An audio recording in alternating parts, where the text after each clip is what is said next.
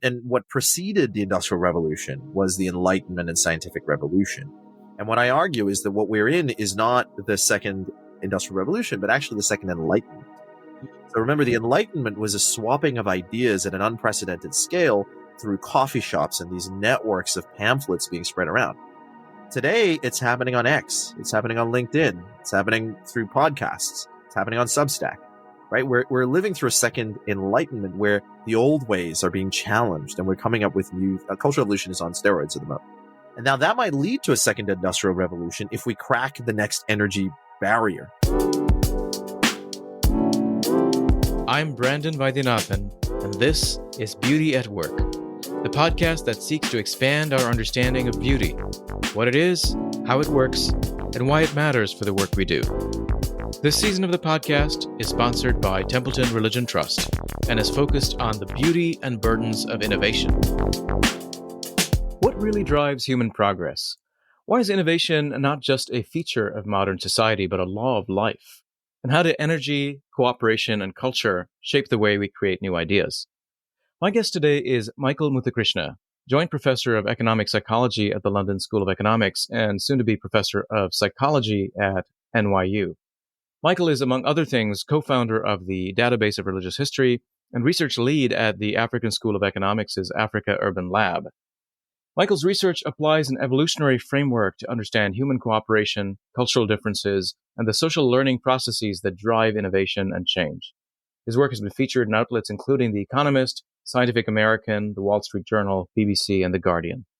In our conversation, we talk about Michael's book, A Theory of Everyone, the new science of who we are, how we got here, and where we're going. We'll explore his framework of the 4 laws of life, his model of innovation, and how culture and cooperation fuel the creative breakthroughs that drive humanity forward. Let's get started. All right, Michael, thanks for joining us on the show. It's really great to have you here. Thanks for having me on the show, Brandon. You're welcome. Yeah. Good. Well, let's get started. As I usually do, I ask my guests to share a story about an encounter with beauty from their childhoods that lingers with them till today. When I ask you that, what story, what image comes to your mind? So, you asked me this yesterday, so I had to think about it. And actually, the first thing that came to mind, I couldn't think of anything better, was so when I was a child, we lived in Botswana. We used to go camping out in the Kalahari. And, even in Gaborone, the major city, there's, it's not light pollution like in London, but there's enough. But in the Kalahari, it's just unobstructed views of the Milky Way. And as a child, I realized later that most people never actually see the Milky Way as our ancestors did. And when you're looking up at this just magnificent, just beauty of the sky, of the stars, and you realize your own significance or insignificance. You realize all of the fights you're having with your friends and relatives, and all of the the politics. It's just happening on this tiny little planet, one of billions in the Milky Way, one of many galaxies in the universe. And I sometimes, I'm a psychologist now, as a child at the time. I wonder how that affects how we think of ourselves and how we think of our problems. Just the fact that in the modern world, almost no one ever sees that Right. because of light pollution. Anyway, it's one of the beautiful memories from my childhood. Yeah, there's certainly this, it's really sort of a textbook example of awe, right? Really pulls you out of yourself and makes you feel, small in the face of the vastness of things. And you lived in a lot of different countries, and you've had such an interesting journey, even professionally, from engineering to your work now at this sort of intersection of psychology and economics. Could you talk a little bit about that journey and perhaps what led you to your current field of work? Yeah. Okay. So, my family's from Sri Lanka, and, like I said, I spent a lot of my early childhood in Botswana. It was an interesting time actually while we were there. So that was, the end of apartheid, and it was the 90s, as, Mandela comes into power. And I remember everyone was so excited about the possibilities, which, now if you look at South Africa, we're never really met.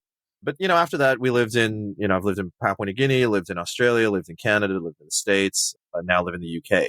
In terms of my intellectual journey, I guess maybe living in these different places, and I guess maybe even, seeing the Milky Way, I was really interested in big questions. I was also, I was a bright kid, right? So I was one of the top 500 students. I graduated high school in Australia, and I was one of the top 500 students. So everything's open to you. So you're like, what am I going to do with my life? What's the, what's my imprint on the world? How do I leave this place a better place than the way I found it? And so I thought, look, what are the biggest problems? They seem to me they were in philosophy, they were in theology, they were in physics, and they were in human behavior. And so I thought, I'm going to study one of these things. And I took courses across all of those trying to figure this stuff out. And I settled on psychology because it seemed like, my brother's a physicist, and we have this joke about, who's studying the more fundamental science. And he's like, Right. what he would say to me is, what could be more fundamental than, the beginning of the universe? Like Hmm. he studies inflation.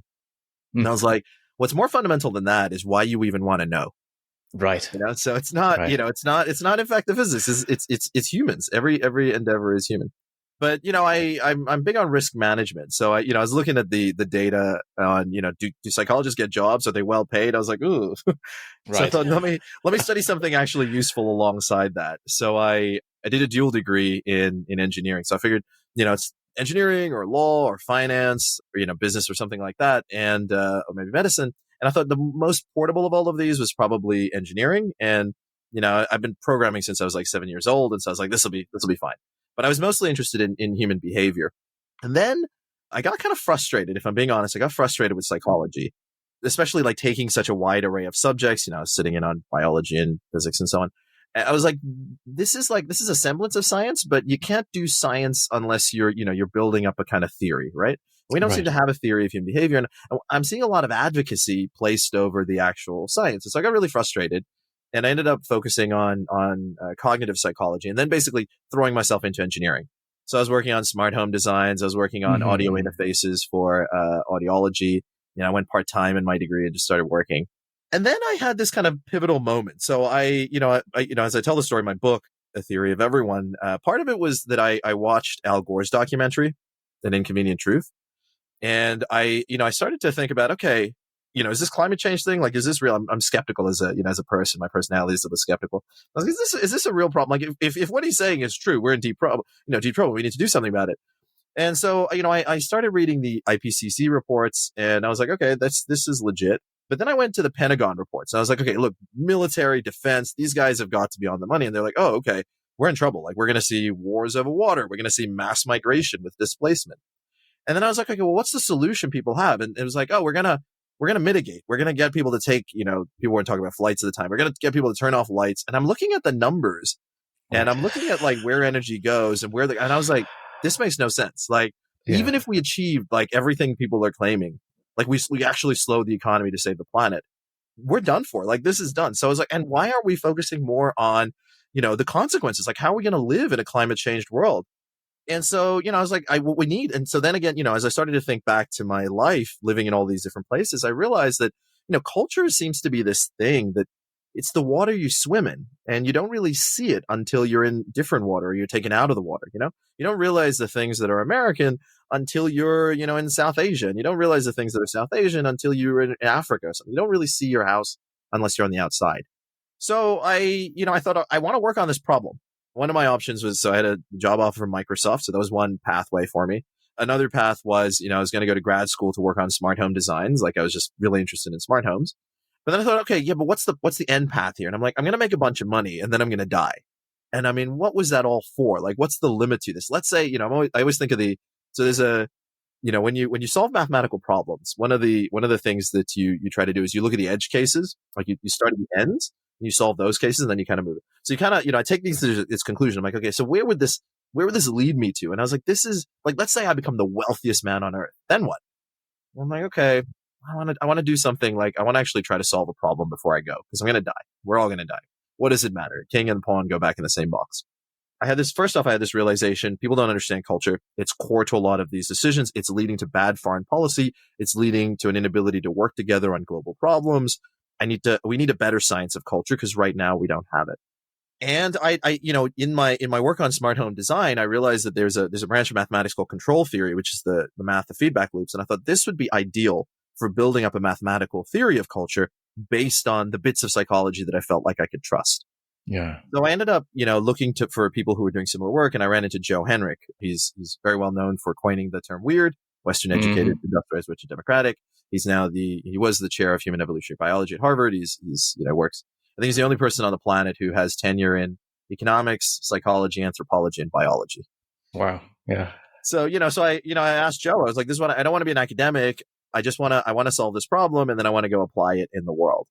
And that's what I did. And, I accidentally became an academic, and I'm Right. kind of okay with it, but it wasn't my intention. And it's still not what, what wakes me up in the morning. It's kind of applying this to solve problems in the world. Long-winded, Right. Brandon, Yeah. but thank you for indulging Yeah. me. No. Thanks for sharing that. And for our listeners and viewers who don't really know what the concept means, what is cultural evolution and how does it relate to, biological evolution? Yeah. So, cultural evolution, let me go back a little bit. So Darwin comes up with this theory of evolution. In the turn of the 20th century, people actually are not big on Darwin. They think he's wrong because Lord Kelvin of the Kelvin scale miscalculates the age of the Earth, and he's off by a couple of orders of magnitude. And the reason is we didn't know about radioactivity keeping the Earth warm, so he was doing it based on how the Earth would be cooling. And eventually Darwin comes back, but we have all these problems. We don't know how to solve it. It's not really a science. It's just an idea. We rediscover, the Augustinian monk, Gregor Mendel's work. So we have this kind of gene stuff.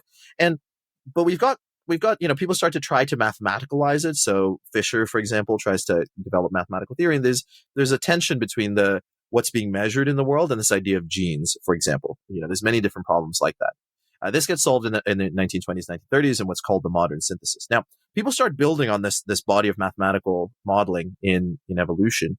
And then around the 1970s and 1980s, two population geneticists, so Mark Feldman and Luigi Cavalli-Sforza over at Stanford, and Rob Boyd and Pete Richardson. Rob was Joe Henrich's advisor over at UCLA.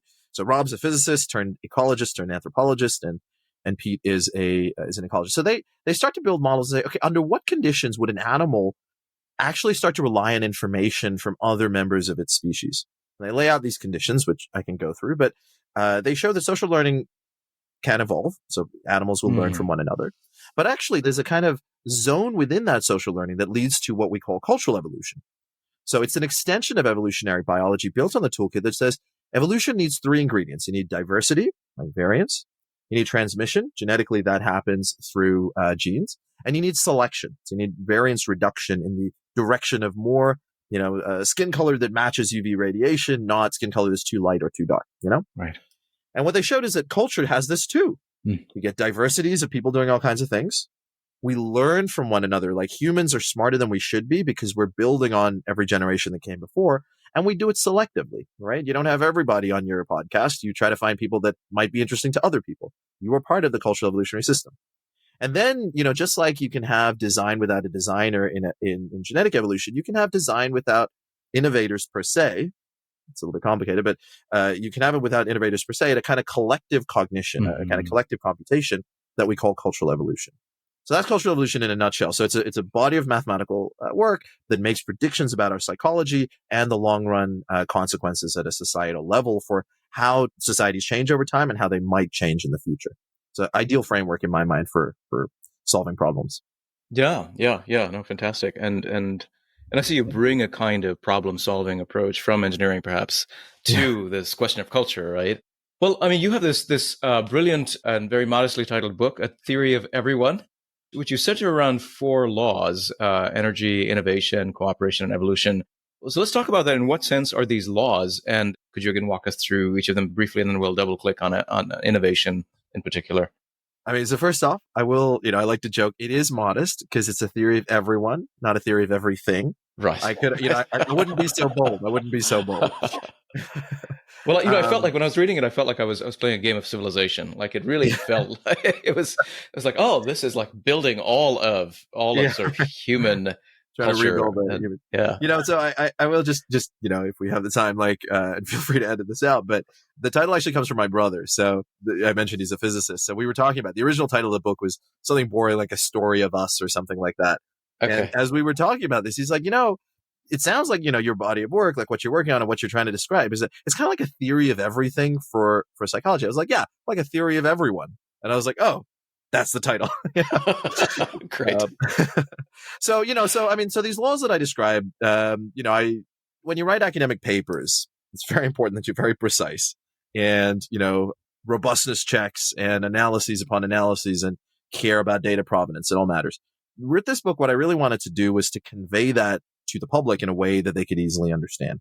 And so by laws, what I really mean are common patterns that we see across the biological world, all the way up to psychology in the human sphere. But they're not like Newtonian laws. They're more like lenses that upon which you would view the world. The law of energy is basically that energy is the ultimate ceiling on biomass. It's the ultimate kind of, it provides a ceiling on everything that life does effectively. Energy is what, makes matter move and turns it into life. So if you think about, and this is something that's so in biology, these are called energy budgets.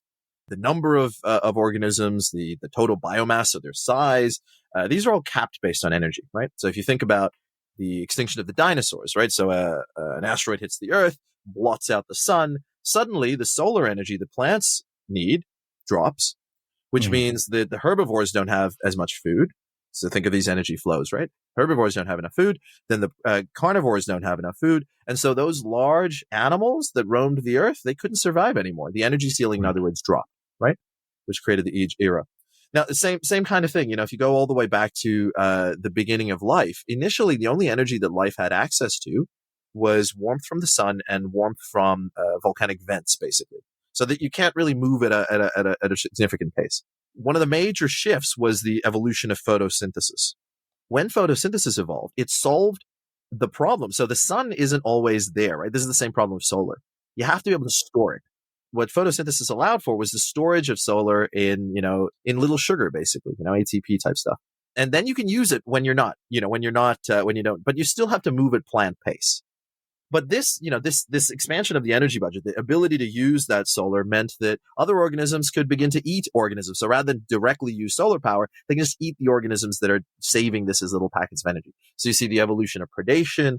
You see the evolution of eukaryotic organisms that, have effectively an organism within them, right? That they've eaten and they allow to survive, right?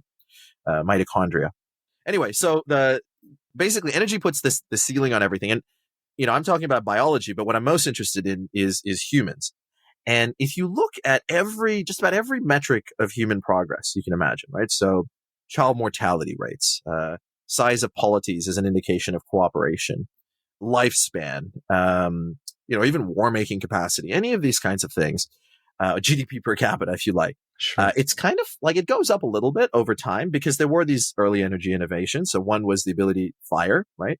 Fire lets you digest calories outside of your body to make them more bioavailable, thereby reducing the need to sit there like a gorilla chewing leaves all day or like a cow munching on it. You can just cook this high density food once you hunt it, right? And then you can grow your brain. We traded off the need for these long guts for a bigger brain, effectively. Okay, so fire happens. The next innovation is probably like agriculture. So a solar technology where, again, we've expanded our usage of energy to put to use. Instead of like hunting and gathering, we're harvesting and grinding, right? We're saying, okay, we're going to grow this stuff intensely in this region, and then you can expand the population. The biomass increases, right? The number of humans goes way up. But mostly everything's kind of flat. Everything's kind of flat through all of the things that you learned about as being very important, right? The Roman Empire, the Renaissance, the Enlightenment, the scientific revolution, everything, all those metrics kind of flat. And then we discover a tremendous source of energy that puts to shame all of the, the agriculture stuff, all of the innovations there, the fire stuff. We discover stored sunlight. Right. We discover fossil fuels, right? So think about what fossil fuels are. Like coal is peat, like plant matter, which has been pressure cooked over, millions of years into this black rock. It's a highly transportable, high source of energy, right? Oil and natural gas are produced by algae and zooplankton, again, kind of pressure cooked by millions of years. When we took that stored sunlight and put it to use, every metric goes way up. Like we are suddenly living in a brand new world. Our energy ceiling, in other words, increases. And we, everything we do today is in the shadow of the Industrial Revolution. Right. And in fact, even, we eat our fossil fuels. So 4 billion people are alive, at least 4 billion people are alive today because of the Haber-Bosch process, which, allowed us, which was the second agricultural revolution, if you like, the Green Revolution, where we were able to take nitrogen from the air, use the natural gas and produce ammonia, which we then use on our plants, which allows us to grow vastly more plant matter, which again increases our biomass, right? So that's the law of energy. The law of innovation is kind of, so if you call energy the ceiling on all that life can achieve, innovation is kind of the floor, right? So it's like it's digging deeper. It expands the space of the possible by creating new ways to do more with less. through innovations, we can use that energy, put it to work, outcompete other members of the species, outcompete predators, and seek out prey far better. Now, Right. these innovations, so if we go back to photosynthesis, again, why am I calling them laws? Because they apply at every scale. They apply Yeah. from cells to societies, bacteria to businesses. Going all the way back, photosynthesis started to use oxygen in the process. And this was a tremendous innovation that led to what was called the Great Oxygenation Event. So, as a byproduct of, sorry, I was using, as a byproduct of using carbon dioxide, you were suddenly producing all of this oxygen in the air, which most organisms couldn't deal with, and and they collapsed. They all went extinct. This was an innovation, but it was like something like 9 times more efficient, if I recall.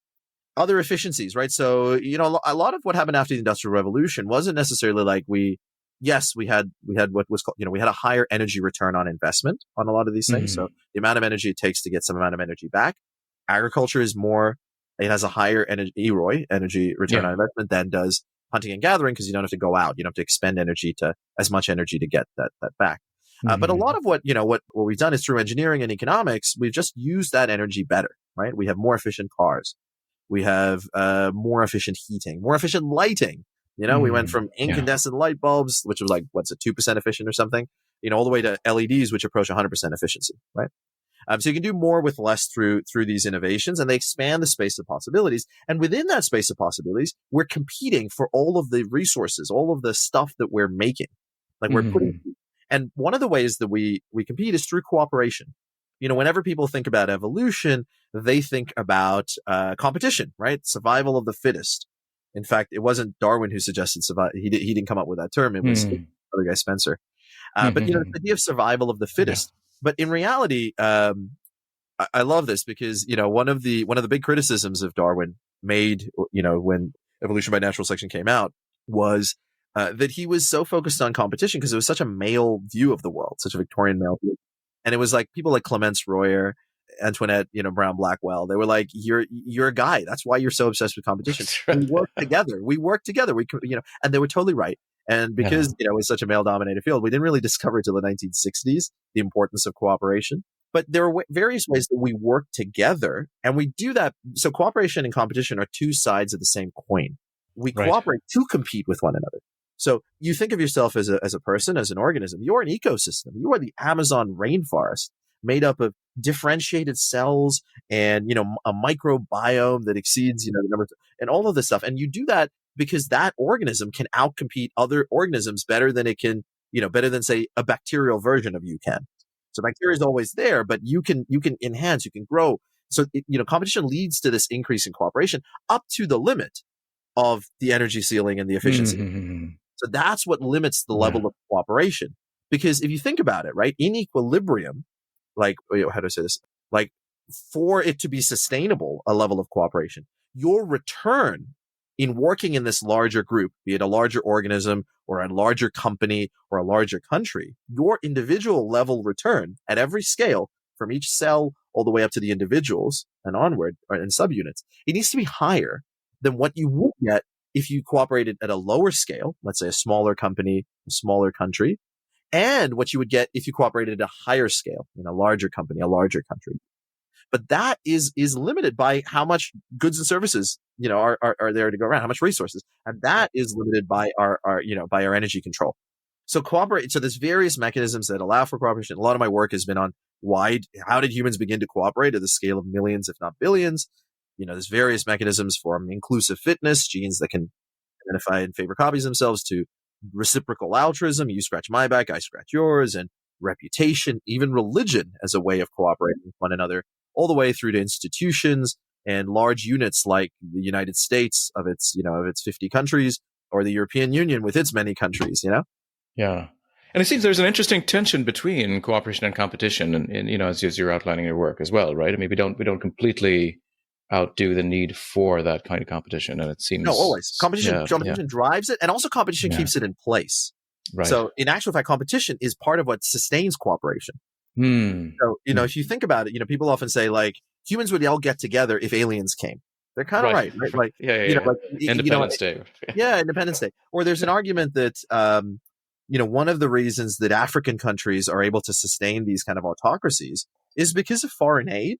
And because foreign national companies, multinational companies like Shell and BP and so on, are accessing their resources by larger level of cooperation, cooperating with a local group of elites who thereby control the resources and outcompete the rest of the population. If you let African countries just compete with one another again, when you're in competition with one another, you need the best person at the helm, right? If you're at war, you want the best person to be the general, right? I want Churchill in charge. But when you're no longer at war, maybe your brother-in-law can be in charge. What does it matter? Right. You know what I mean? Yeah. So actually, competition and cooperation, it's not only two sides of the same coin, they sustain one another. Mm. If you lower that competition, then you actually drop the level of cooperation. And then the final law is basically the law of evolution, which is to say that we don't design these units. Evolution doesn't design, even we don't really design. Like we talk about the design of, let's say, the US Constitution, the Magna Carta. What we don't talk about is all the failed attempts, like the dead ends, like all of the Magna Carta attempts to constrain the king that came before. We talk about the US Constitution because it actually worked. We don't talk so much about the Brazilian Constitution, right? Right. So, what we're seeing is the endpoints of an evolutionary process, a cultural evolutionary process. So evolution, this variation, transmission, selection, and a lot of nuance around that is the means by which we innovate new efficiencies. That is the means by which we find new ways to cooperate with one another. It is the means by which we even unlock this kind of energy within this, what I call the space of the possible. So those are the four laws. Yeah, that's fantastic, and I think, like I said, it really felt like such a helpful, comprehensive picture of the human story, and so I'm really interested in innovation, and that's sort of the theme of this season of the podcast, and so I'd love if you could say a little bit more about how you're defining this term and how it's fundamentally related to energy, because I think your understanding of innovation is fundamentally dependent on your concept of energy. Yeah. So an innovation is, what I'm particularly interested in are innovations in efficiency, really, right? So ways of doing things brand new or better in some manner, right? The reason that Jeff Bezos is super wealthy is not because he bribed a bunch of people. It's because he made commerce, like just, commerce, retail commerce, way more efficient, right? Like, so, he aligned the supply chains, and he created these massive factories, one day shipping. He just, like, people might not like it, but people choose to shop at Amazon because it is just more efficient than your high street, your mall, right? Your local mom and pop shop. And as a result, just like as a new organism, a new apex predator emerges and wipes out the others, he just wiped out the malls across the country, right? This is a kind of innovation. Might not like it, but it's a kind of innovation in efficiency, right? There are other innovations in efficiency. Obviously, people think of technologies. They are all about doing the things you want to do better, faster, stronger, to quote Daft Punk. But not always, when I say better, it's not always like better for you. It just, it seems, it will outcompete. So we are talking to one another over a worldwide communication network, right? That is also in some ways harming maybe young people, if John Haidt is right about that. Nonetheless, this conversation wouldn't have taken place if not for this technology. This exchange of ideas would never have taken place if not for this technology. So, if we're being technical and if we go with, so what economists would call an invention, when an invention spreads, that is an innovation. I tend to call the invention the innovation and diffusion the spread.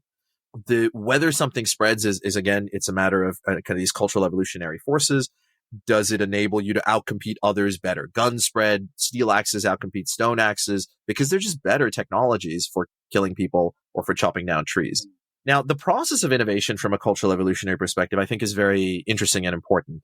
And, I've been meaning to write a piece about how this is really part of what AI researchers are getting wrong about intelligence. So it seems that, when you think about innovation, you think of the innovator. Yeah. You think of the person who's kind of sitting down and just, coming up. They're the Einstein. They're just sitting there in their loneliness, maybe reading some stuff, talking to a few people, and they're coming up with some new ideas. And that's what pushes people forward, right? That doesn't seem to be what we see either looking at the historical record, which is kind of the cultural fossil record, if you like, or what the models are suggesting. Instead, what innovation is, Joe Henrik and I call it a collective brain hypothesis, right? It's a collective process where really the computation that discovers new solutions isn't happening in here.